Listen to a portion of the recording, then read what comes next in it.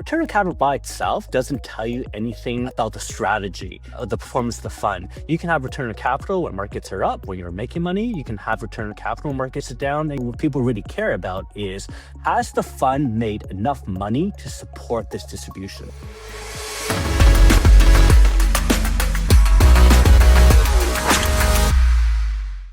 Passive income investing, where investors seek higher monthly cash flows than the broader market. This has been having a bit of a moment here in Canada. Many investors, they really love the idea of seeing higher cash flows today, but they're okay with sacrificing a little growth tomorrow for that. But how do these strategies really work? And what should investors be looking for within these ETFs? To break this down, today we have Jimmy Zhu with us. Jimmy runs the option strategy ETFs at BMO ETF. But as a reminder, today, Jimmy and we aren't providing any investment advice or investment recommendations or any tax advice. Today's show, as all our shows are about investment education for Canadian investors. It's so great to have you on the channel today. Thanks, Danielle. Happy to be here. So, Jimmy, we were talking about investors using cover call, ETF strategies, and a lot of investors out there, they might not really truly know how that distribution yield is being built. So we're going to break that all down today. But let's just start out really high level. Can you just get everybody up to speed on, what is a covered call strategy? Because this is really what a lot of investors look for when they're looking for those higher yield ETF strategies. So you're absolutely right. Most people look at covered calls as a strategy that they could use to generate regular incomes. Although this is a correct way of looking at it, but I think it's worthwhile digging deeper in under the hood to see how exactly it works. So a covered call strategy is a way to invest in stocks without only relying on market to go up to make money. And when you make money, we can obviously distribute money for people that meets the regular cash flows. So instead of just hoping that stocks would prices will go up, covered calls introduce an extra layer of return that can help make money in different market conditions, especially when markets are going sideways or markets are declining. Perfect. Thanks, Jimmy. So, a lot of investors really don't fully understand how that yield from a cover call ETF or that distribution it's being generated, and we call this in the industry that's its total portfolio yield. So, on the outside, an investor might just see a number, a percentage, and that's what they think they're getting every year. But can you explain what investors should be looking at under the hood of that distribution yield? Like, where is it coming from? Sure. Maybe we can go back to the basics and just to go over what a cover call portfolio holds. So a cover call portfolio will typically hold a portfolio of stocks similar to any other equity funds. But on top of that, the portfolio manager will sell call options to generate a premium. But also by selling that call option, they give up some upside appreciation in exchange for that premium. So when we talk about distributions of a covered call, most people think that distributions of covered calls comes from options premiums only. And I think that's not quite right. Distribution of covered calls, like any other fund, actually comes from the total return.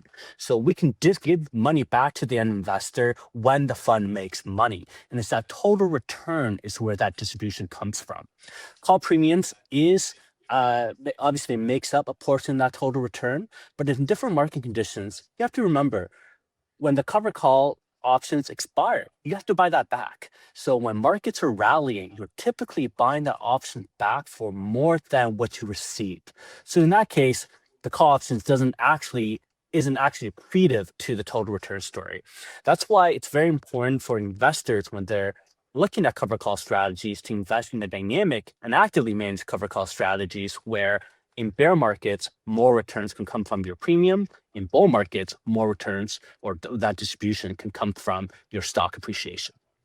Such an important concept you're highlighting here, Jimmy, because so many investors, they just think about gaining that option premium and putting it in their pocket. They forget about this is an ongoing process. Those options are rolling over every month. It's keeping you very busy, Jimmy, as you're rewriting options at the end of each month. So understanding that different profit loss scenario for those options is really important for investors to understand. A component of that distribution yield from cover call ETFs often comes from we call ROC, return of capital. Can you define what ROC is? I think there's a lot of confusion around among investors on this. And can you explain how an investor should analyze that ROC and understand if it's coming from a good place or if it could be potentially eroding their net asset value? Yeah, return on capital is a component of basically any cover call strategies. Actually, return on capital can exist in non-cover call strategies as well. Return on capital by itself doesn't tell you anything about the strategy or the performance of the fund. You can have return on capital when markets are up, when you're making money. You can have return on capital when markets are down and you're losing money. So by looking at return on capital, it doesn't actually tell you whether you made money or not. In a nutshell, what return of capital is, it's really a tax classification. So with any mutual funds or ETFs, and cover calls is no exception, the fund has to distribute to the investors all the realized gains and losses that occur during the year. If the fund distributes more than what's realized, that portion is considered return of capital.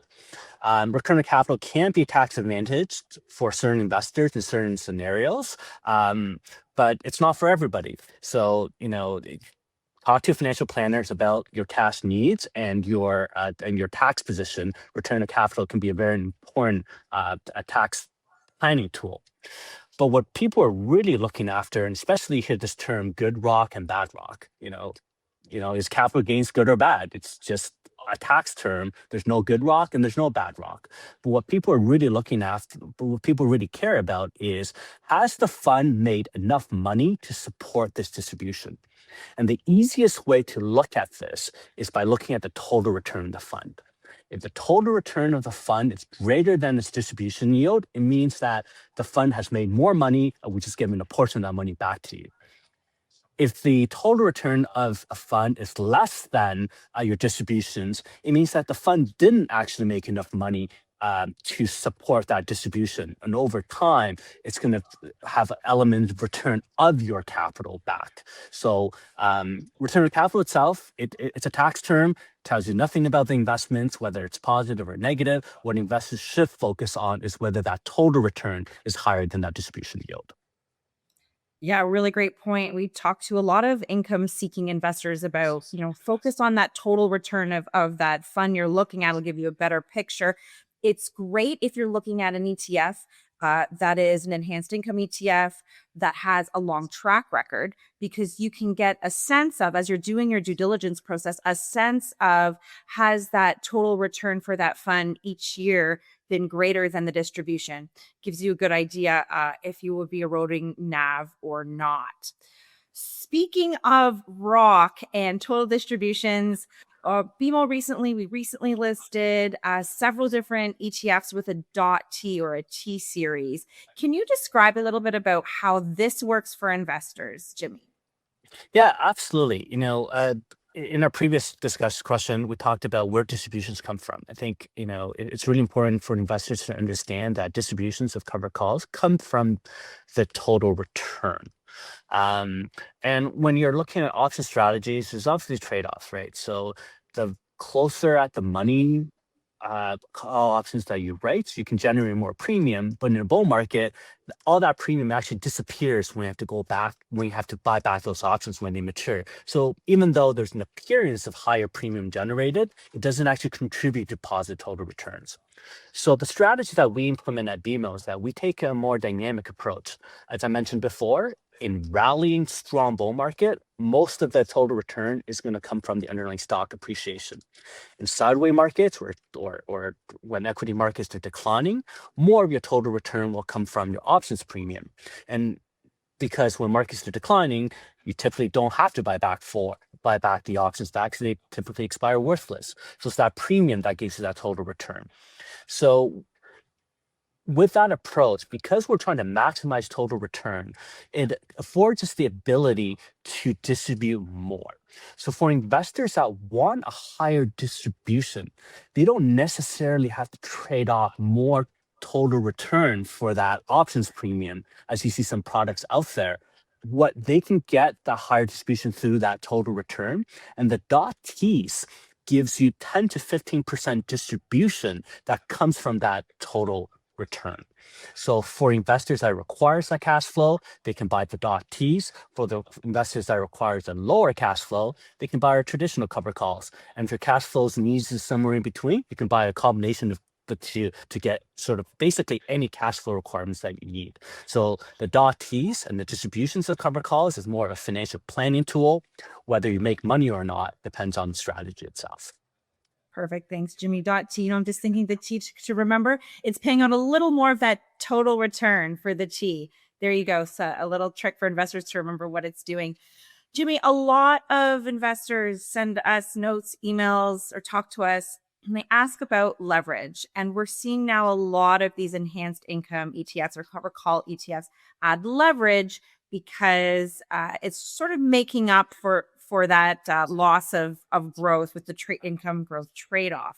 BMO, we don't use leverage in any of our products. Jimmy, what are your thoughts on leverage here, and how does it kind of tip that risk reward scale a bit for these types of funds?